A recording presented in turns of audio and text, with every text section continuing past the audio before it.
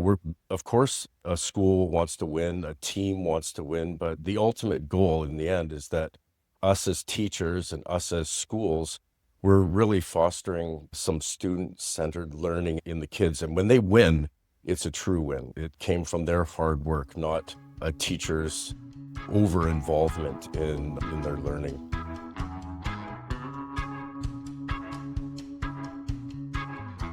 I'm here at Canadian International School in Guangzhou, where we're talking about their EdTech program and all of the great things they're doing at the school.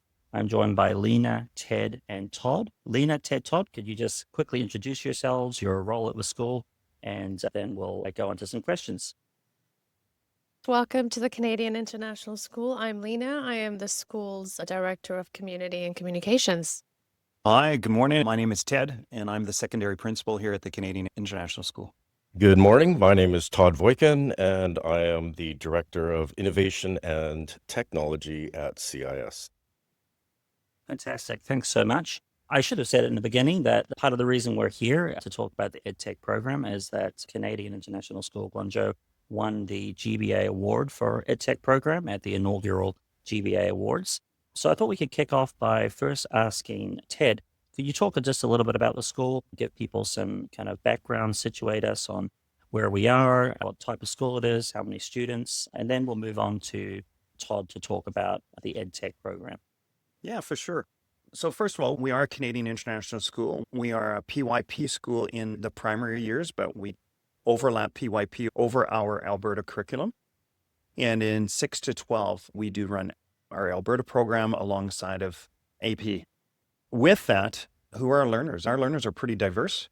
We've got high flyers that knock everything. You give them out of the park and go 101 steps beyond what you wish or expect them to do. And then we do have challenges as well. We have students that, just like any other school, they've got some challenges with their programming. And that's where I would say we're probably making the most inroads from use of AI. Our student body across the school, we're sitting around 650, and we are looking to grow as a lot of the schools in the area.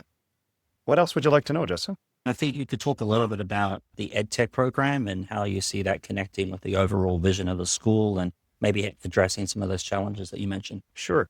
From an EdTech programming standpoint, I would say that as we've moved to try to identify how do we wish to stand out and be different comparative to our other schools in the area, we've addressed two areas, one of them being music and the other one being STEAM. And that's where I really see our EdTech really coming off the ground and not isolated to strictly our STEAM program, but I would say that it most certainly has its foundations there.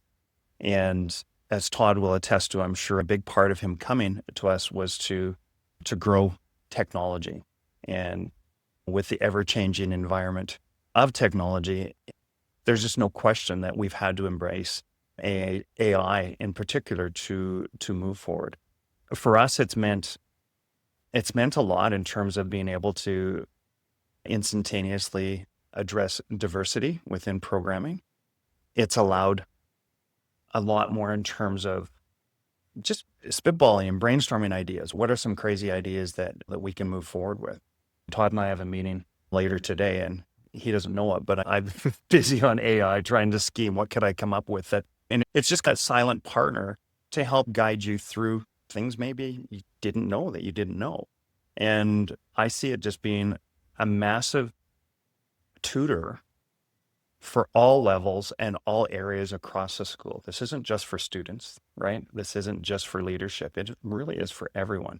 So as we move forward, it's actually challenged us to open up new positions. So even next year, we've had to resource for an AI lead, somebody that's going to be very intentional about leading the way and showing what could we be doing, or meeting with staff to try to determine what do we know, what don't we know, how are we utilizing AI as part of our programming. That's really powerful. I hope we can get back to talking a bit more about that maybe later on in the conversation. I just want to pick up a couple of things you said there. You were connecting in the EdTech program to other things that the school was doing. And I was really struck by that and all of the applications you guys submitted to a number of the GBA awards. And there was a lot of interconnectivity between the EdTech application, the student agency one. You mentioned diverse learners. It's not just a standalone initiative, right? It's really connected in with everything the school's doing. So maybe I can turn to Todd now to talk a little bit about some of the great work you're doing, some of the initiatives, some of the programs that are having the most impact. So the EdTech program at CISGZ, we're looking to build future-ready skills. And one of the initiatives we put in place is that every student from K through 12 is going to be coming up to the Idea Lab to integrate their learning with technology. I meet with K to grade 5 teachers, and we try to get them up into the Idea Lab to support their UOI that they're doing with the PYP program. So an interesting one that we're doing right now is the grade 2 students are writing their own little fables, their own little stories. So from their story, they're choosing a character or a symbol, and they're coming up to the Idea Lab, and using AutoCAD, they're actually drawing their character using different layers. So we have 2 different layers they draw on, one the cutting layer, the other one the engraving layer. And then they're taking their drawing that they made over to the laser cutter, and they're cutting that out. Besides that, they actually take the story that they've created, and they'll take a paragraph or 2 and input that into Copilot. And then we're getting Copilot to generate some images that we're putting on the paper at the top. And then the writing that they've created on their own goes below that. So the kids are going to end up generating a student-centered, very creative, yet incorporating AI and a lot of the technology that we have here at CIS. They're going to be creating this amazing book and story to take home to their parents. Sounds great. In your applications, you had a lot about real world connections and connecting real world to the curriculum. Could you share an example of a project that students have worked on as part of the curriculum that connects to the real world? Actually, our grade 10 design class, so they're working on an architecture unit.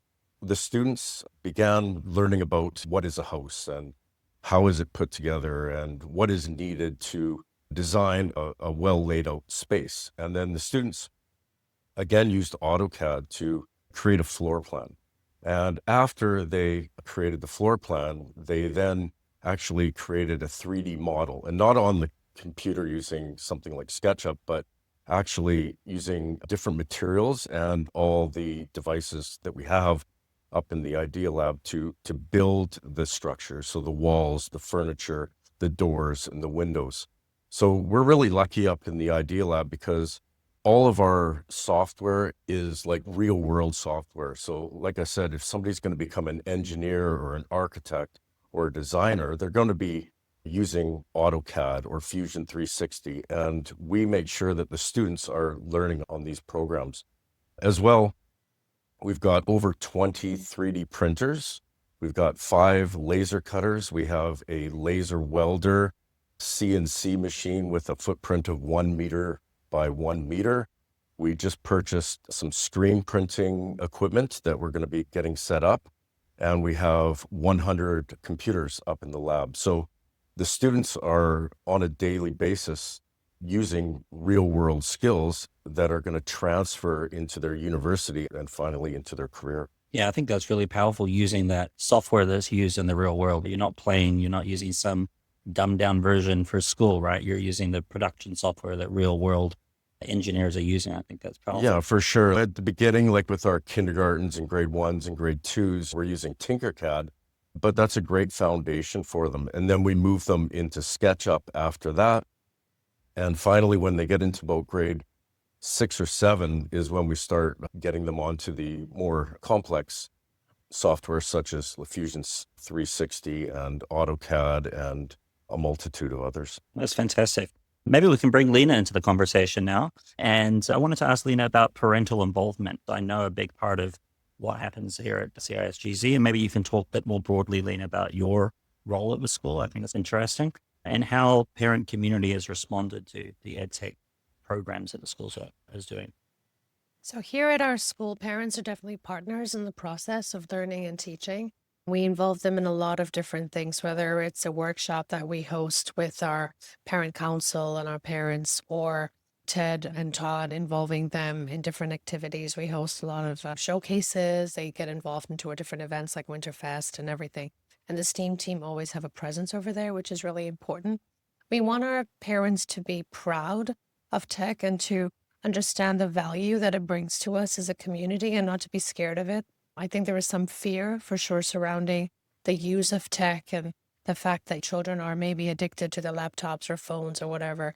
But we feel that if we use it the right way and we teach our parents how to use it and work with us to integrate this into our teaching and learning, that they will see the value in it. So we make sure that throughout the entire process that it is explained and they can see it for themselves. They come to the Idea Lab and they're very impressed every time they see the different things that the kids are doing, and just getting them involved and them seeing it for themselves has been a game changer, I feel.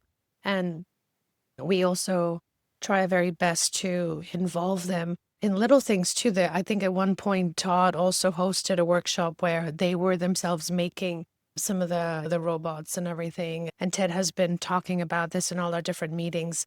And I feel like just having them on as partners has been a massive advantage. And part of my role is to just also make sure that parents see the value in this. So if you look through all the socials or our website, there's a lot of evidence of parents being involved in the process and the teaching and learning. Justin, can I add to that? Yeah, of course. Like Lena said, we ran a workshop for the parents. So we're really proud of our robotics program here. So when I came here 2 years ago, I think we had 2 or 3 students that were involved in robotics. We opened up a new program with VEX and told them we were going to get competitive. And we had about 17 students join at the beginning. And after our first competition that we had up in Wuhan, the kids came back so excited and the word spread. And by the end of the year, we had 88 kids. And Wow. we started with grade 6, 7, 8, and 9. And then by the end of the year, we had PK4 all the way to grade 12 involved. So this year, we decided to ramp it up a little bit. So the VEX Go students, which is grade 1 to 3, we invited their parents in. So we had an activity set up where the students had to teach the parents how to code and how to build the robot. And there was a small little task that they had to accomplish. And it was awesome to see the kids down on the ground with the parents, and they're building a robot and measuring up the little pieces they had to grab. And the kids are showing the parents how to code. And in the end, we had the kids stand back and the parents had to grab the devices and have a little competition. And when they left, they were just so excited about and thrilled that we invited them in. And that's something we're definitely going to push next year, is to get more parents not just coming up to see what we've done, but actually getting involved and using some of the equipment that we're using, because everybody loves a 3D printer and a laser cutter tech. Why not let them come up and enjoy it as well? Absolutely. I want to talk a little bit about the awards, and back to Lena on this. As winning one of these awards, I know is very competitive. There was over 80 schools involved, so it's no small feat. What do you think were some of the key factors that made your application stand out? That is a good question. So I focused on 3 things in our presentation, and we did actually enter quite a number. I think we entered 5 or 6 of them. So the first thing was initiative, different initiatives that we're doing here at school and explaining it through a lens of both the student and the teachers as well. And the second thing was impact on the community, impact on the parents, impact on the students and the learning, the teaching that comes out of it. And the third thing was alignment with our goals and our mission and our overall strategy to create future-ready global citizens. So I think I was very intentional and purposeful in making sure that there was enough evidence provided, whether it was through photos and videos. And I know I gave a lot of that. And I feel like at the end of the day, the impact you have on the community with the different things that you do at school is truly going to make your presentation stand out from the others. So we're very proud of the work we did, and we're very grateful that we won, and thank you for that as well. Maybe we can just do one round robin here that each of you can answer is, what do you hope other schools and educators take away from your success? It's funny because we're competing against other schools in the international scene. But the reality is that we also collaborate a lot with them. And I would see that being the pathway forward, right? So when we're doing something that's working really quite well for our students and for our community, I would hope that actually I can take the hope out of that. We do collaborate, and a lot of what we've done and are doing, it's like education everywhere. As a good teacher is always looking for ideas to borrow, to pull into their classroom. And I would say that's no different for us. So what we're doing is a little bit from here and a little bit from there and another little bit from a dream session, right? And looking forward to the future and what are some things that we could continue to change. We definitely don't have everything figured out. But again, the hope would be that we would continue to put lots of heads together to see where we could go with this next, because tech is not something that you ever fully figure out, right? Definitely not. Okay, besides coordinating technology at CIS, I'm also on the ACMIS Technology Committee, and I'm chair of the ACMIS Robotics Committee. CIS, this year, we hosted the ACMIS VEX National Championships, and we had, I think, about 25 or 26 schools here. We had over 500 students, and it was a 3-day event, and VEX is really impressed by what ACMIS has done and what CIS was able to host such an amazing competition. And they awarded us with 2 world positions to the VEX World Championship. So we have all these schools coming in, and I took them up into the Idea Lab to show off our space. So even though Ted's saying they're our competitors, the ultimate goal is to have every one of these students up their game, upskill themselves and get to a higher level, because that just gets us into these competitions with teams that are, more competitive, and that makes us up our game as well. And it gives us a really good chance to talk with the other schools to ensure that we're really focusing on student-centered learning.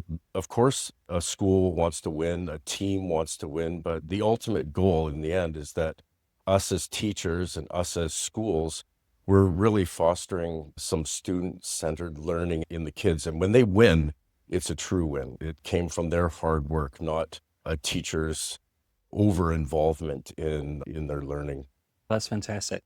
I'll leave the last word to Lena around what you hope other schools take away from your success. I was thinking a lot about this the other day, and I'm truly hoping that we're able to actually create allies out of this process, because I feel like technology is developing so quickly and the landscape is so dynamic that things are pretty much changing daily, weekly, monthly, if you must. And so none of us, with the amount of work we do in a day-to-day, and the school as busy as ours, and I'm sure others as well, it's very hard to be on top of everything all the time.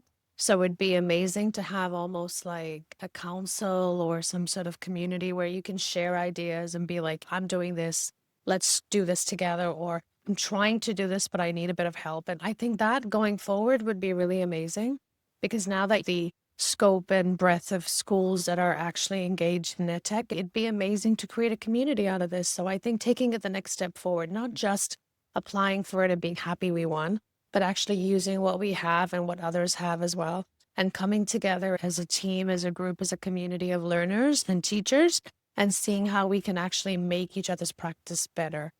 Because I feel like it would be such a waste to hoard all this great information and not share it with others. So I would love to see 21st Century do that. And I know that you're hosting the AI conference soon, and I think that would be an amazing platform to actually bring some of the people who have applied for the awards together and find a way to grow this community of teachers and learners, and maybe then take it to the next step where people who are actually doing good things are able to share their wealth with other schools who are picking up on that. So yeah, that's really what I hope will come out of all of this. And we're very grateful as a school to have this win.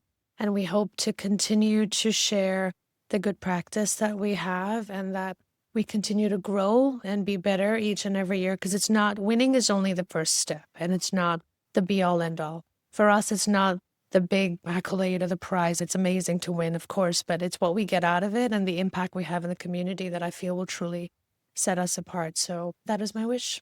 Thank you, Lena. I really appreciate you getting the 21st Century mission statement in there too. Building community of learners. Did not know I was doing that. You're so good at marketing, Lena. It just comes out naturally. I really appreciate all the time you've given today. I know it's busy end of the year, so you've locked the door, and there's been a couple of people that have tried to get in the office already. So we'll wrap it up there, and see you soon.